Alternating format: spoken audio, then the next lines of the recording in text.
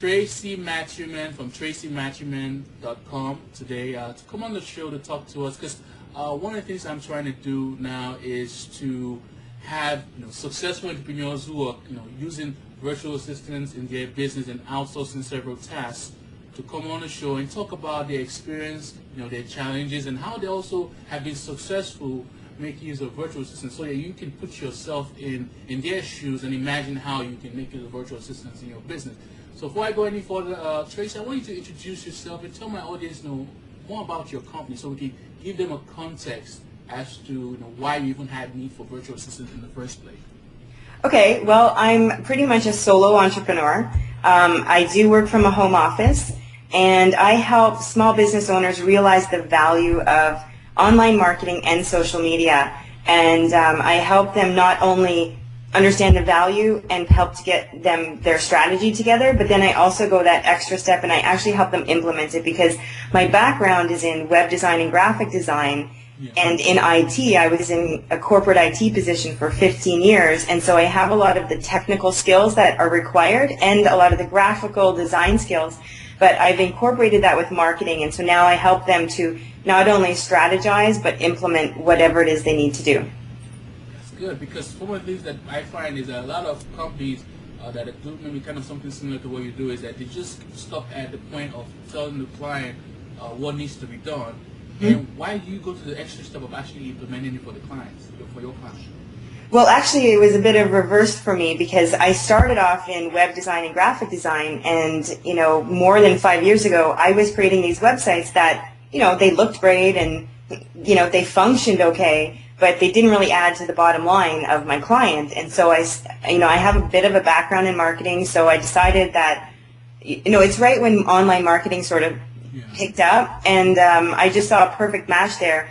And because I was already implementing things, I added the marketing piece into my business. And I just found that so many of my clients had these websites that were, I'd made for them, and were just sitting there and weren't really working for them, to help their bottom line. So that's pretty much how it kind of happened. It wasn't the other way around. Okay, definitely. Yeah. So you saw the need and you just took that extra step and just went ahead to implement it. So let's walk back to when you get started in the business. I mean, I'm sure you started out trying to accomplish a lot of things yourself.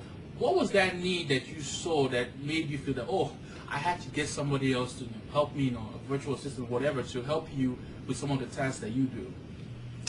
Well, with online marketing, a lot of this stuff requires some, how do you describe it? Like things that have to be done over and over and over again.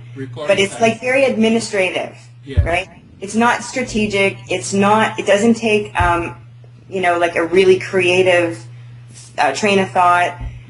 It's just really administrative stuff. And I was doing it for years. And even though I used tools to help me do it faster, but I just thought, if I can find somebody that I can train to do this, and I heard a couple of weeks ago the idea of using a virtual assistant or some sort of another person to help you with this stuff is that you're receiving a certain amount of a check or a payment, and you're giving out less of that. So you're keeping some, but so really, like for me to outsource or to give to somebody else a certain amount of work that I pay them for, and I'm charging my clients a greater value, for me it made sense that I can now go spend my time on the more strategic things and bringing more business into my business. So it just, logically it made sense. I'm a very logical thinking person, so that just made sense to me. So definitely, so you get the fact that you need to get this started. So let's walk through that process. What did you now do after that when you saw the need that you had to go get someone to help you with some of the recurring tasks and all that? So what did you do next? Well, I started to think about, okay, where am I going to find somebody? And I'm a small business. I can't, I charge a certain amount, but I only had a certain budget to work within. Yeah. And I had watched a video of somebody, I think on YouTube or something, and they were giving some tips about how to outsource and how to find people to work for quite a low hourly rate. And I thought that's kind of what I need, because what I need them to do is very administrative. Like it's almost just like punching in numbers to a degree. And so I actually and I searched in different countries, and I found that where I hired from is in the Philippines, and the people that live there are just, they work for a really affordable rate, I should say. Yeah. And they speak really good English, and they're really smart people. Like they really they pick things up quick. So for me, it was I used Craigslist initially. Wow. Yeah. let's give the I'm sure the audience is saying, oh, she used Craigslist. So yeah. let's give them the actual. How did you? Was it Craigslist? I mean, explain. Just go ahead. Well, that video that I watched, the YouTube video where somebody who does this for a living. He was saying that one of the places you could look is on Craigslist. So I went there, and it was a lot easier than I thought. I just was typing in my keywords of the type of things that I wanted them to do, and I found a whole bunch of people. But I had to go through a process of elimination on some of them because there was a lot. And I actually posted a couple ads myself, and I found some people. So. Yeah, it was simple. It was quite simple, actually. So now you post the ad on the website, on the Craigslist website, and you get this whole barrage of people contacting you from the Philippines trying to work with you. Yeah. What was the next step you took into that? Well, I'd ask them some questions, and in some cases I would ask for a portfolio or a resume to see where they had worked and what their strengths were. They didn't have to have a lot of experience because I was more than willing to spend some time training them because I wanted them to do something.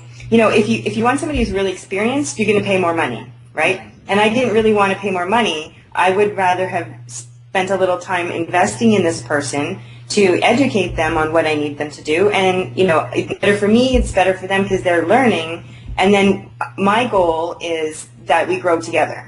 Definitely. And one thing too is, I mean, there are different ways people think when it comes to this. Some people might say they want someone who already has all the skill and all the know-how, and they just basically give the work to them and say, go ahead, I don't care how you do, just get it done. And you, on this other case, you're saying, I want to spend that time to train the person, work with that person so they know how I work, and they don't necessarily need to have all the required skill. I am willing to train them to do that. I mean, when did you feel like a little bit challenged by the fact that you have to go through the training?